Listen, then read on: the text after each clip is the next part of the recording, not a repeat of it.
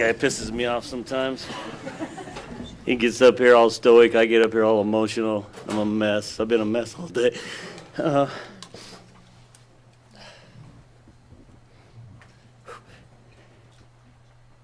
See, that's why it pisses me off. You just saw one of the greatest guys in this industry walk out of this room and retire from coaching, from the business that he loves. And what really pisses me off is he's doing it because where we are in this industry. And if we don't get this thing fixed, and I mean I'm a part of that, as every AD in the country and the conference commissioners, if we don't get this thing under control, more really, really good guys like Chris Klieman are going to walk away from this business. And I've already seen some of my colleagues do it because they just aren't ready to deal with what we're dealing with. We have to get this thing under control. We have to sign these participation agreements, every school in the country. We have to come together and run the business as equally as we possibly can, and right now that's not the case. And people are ignoring the settlement. They're doing things that are outside of the settlement, outside of the agreement, and we need to get it under control. If we don't, more good people like Chris Klieman are going to leave this business. And I'm going to do everything I can to make sure, in my role as athletic director here and at some of the committees I'm on in the country, to make sure that we figure out this thing out. But it really hurts me that guys like Chris Klieman are leaving because what they came into the business for is different. Doesn't mean it's wrong, it's just different. And we have to find a way to make it as fair as possible across this country, and right now it's not. So that's my soapbox for a minute. I'll answer any questions you guys have. And by the way, I really appreciate all the staff that's here, and I think it means a great deal to Coach that you guys came, and really appreciate it from my heart too that you guys showed up for him.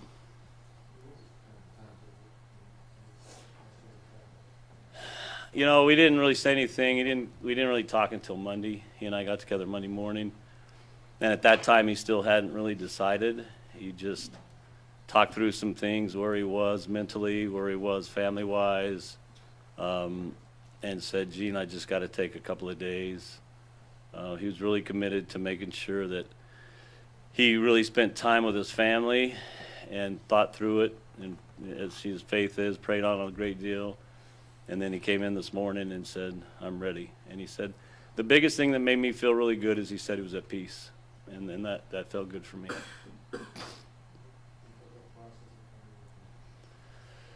Well, you know, it starts now. Obviously, I haven't done anything. I haven't talked to anybody. I wanted, to give Coach his respect and his due and let him talk to his team. And now as I told the team this afternoon, the business is different now. It's going to be fast. It's going to be efficient. And we need to move quickly. And we've already got all the things we need to be in place. So when we get to the point where we're ready to make an offer, that things can happen very quickly. And I think we need to make it happen quickly for the players and the staff so they know where the next direction is we're headed.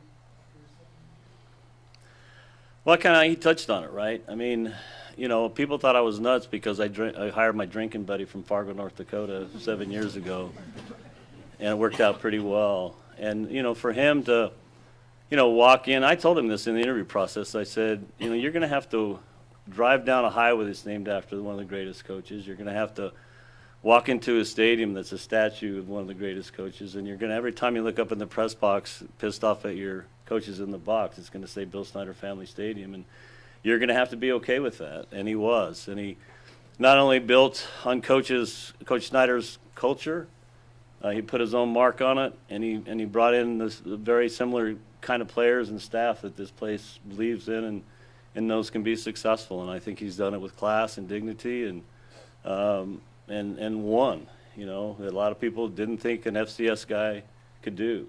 And so he should be very proud of that. We haven't gotten that far. He really wants me to talk to the players first and see what their interest is.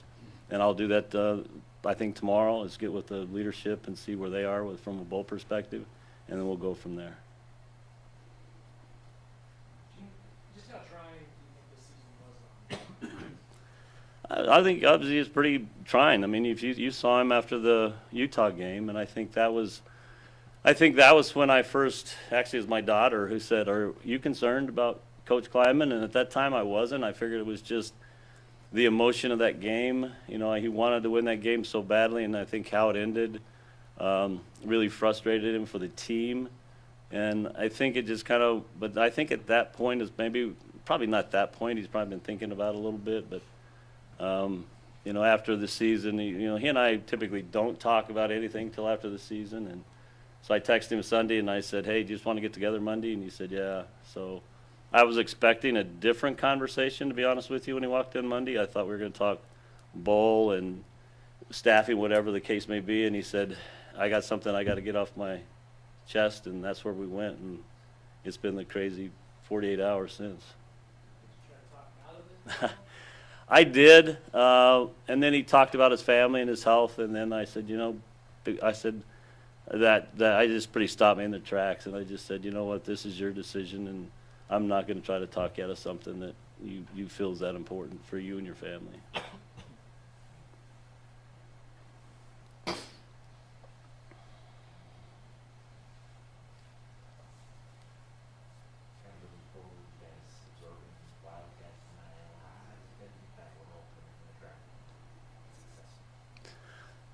You know, I don't know that it'll have a major impact. Obviously, they did a great job for us in the interim, not in the interim, in the Wild Wild West. I thought Curry and those guys were great, and they were aggressive.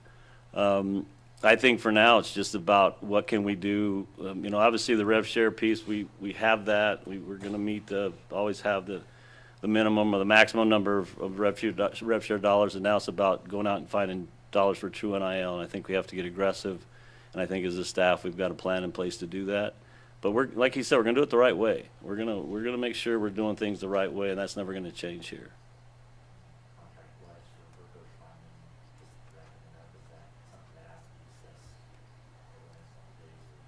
Yeah, I mean, like you said, he's going to be around, and those kind of things. We'll figure that out after he takes some time with his family and comes back next week, and we'll let him visit with the players, let him do his football stuff, and then he and I will get together and wrap that up at some point.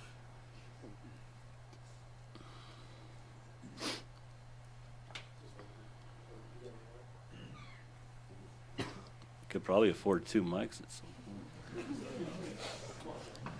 Obviously, there's reports of a successor out there. Just how do you go about talking to the players about your process and maybe what they're seeing on social media? I always find it amazing that this has happened before, that somebody's already hired the guy, and I haven't even had anybody a chance to talk to anybody yet. But, I just told the players the same thing. I said, my job as an athletic director is to figure out what the next steps are. And, my commitment to them, and as my commitment has been to other teams that we've made changes or changes were made, that we're going to go find the best coach for this program and this culture and this institution. And we're gonna do it the right way, and that's gonna be the major focus. The major focus isn't about me or winning the press conference. It's about these players, this culture, this team, and finding the best fit for that. And whether that takes 2 months or 2 weeks or 2 days, in this environment, it's going to happen a lot quicker and a lot more efficient and a lot faster. So that was my message to the players, that I made a commitment. I told them, I've done this a few times. There's a guy in the room that's never been a head coach before, and he's pretty good at the sport of basketball. When Craig Bowl left out North Dakota State, I wasn't sure who I'd hire. I hired a guy that, his only head coaching experience had been in a small college. Like he said, I told him, I said, I'll never forget this. We were sitting in my best basement in Fargo, and I told him, I said, Coach, you're going to be taking over a team that just won 3 national championships. There were 25 seniors on that team, and they finished 16-0.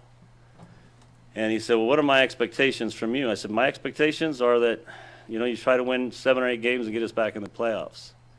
He said, what are the other expectations? I said, the fans' expectations, you go win a national championship. And he did. He won 4 out of the next 5. And so when I hired him here, because we had the similar conversation. He said, what are your expectations? I said, you're replacing a Bill Snyder. He kind of worked out pretty well.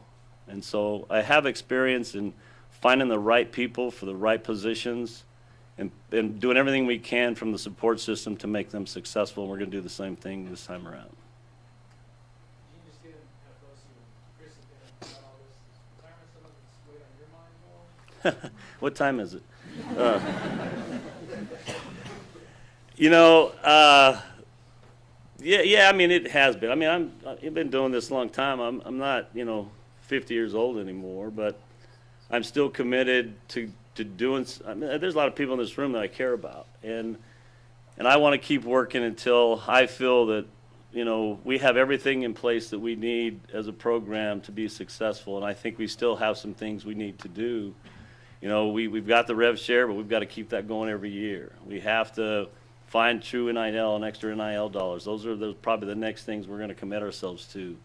And then at some point, I'll look back and say, okay, and I've talked to my buddies who've retired, Gary Bart at Iowa and Bubba Cunningham at North Carolina, and some of these guys, and they said, you'll know when the right time is. And right now, I don't feel it's the right time. Have I thought about it? Absolutely. Hell, we bought a home in Arizona, and every time I go out there, I think, this is a pretty good deal. I maybe should probably just stay here for a while. But I'm not ready yet, and I want to make sure that because of where I am in my experience, I have some chance to sit on some committees now that can help make some decisions as an industry that can maybe put us in a place that we're going to be better off. But I'm not quite ready yet. And with the next coach, is there anything you think you'll stress with that person about what it'll take to get this team back to the regional championship level? Yeah, I mean, I think, it's really just finding out from them what they think is what it's going to take. I mean, they're the football coach. I'm not a football coach. And so I'm going to ask the question, what do you think you need? What are some things you're going to need to be successful in today's, era? And that's the conversation I'll have with that candidate or those candidates and say, tell me what you think you need. And my guess is a lot of the things that they think they're going to need, we already have in place. And then from there, it's just, once we make that decision on that coach, helping them put together that staff and the things they need. But I'm not a football coach, obviously, but I understand the culture here and what it's going to take to be a fit in this place, in this wonderful place. And that's the first and most important thing, is finding that right fit. And the rest of the thing kind of starts to fall in place after that. Frank, you haven't retired yet, but you look pretty relaxed back there. Yeah. Any other questions? Gene, just on the successor, you talked about, has there been a point of contact reached out yet? Has that stage begun, and when do you expect that to begin? No, like I said earlier, I have not, and I was going to wait to get all through this today for Chris, and when I probably go back into my office, I'll probably start making calls. But I haven't talked to anybody at all yet.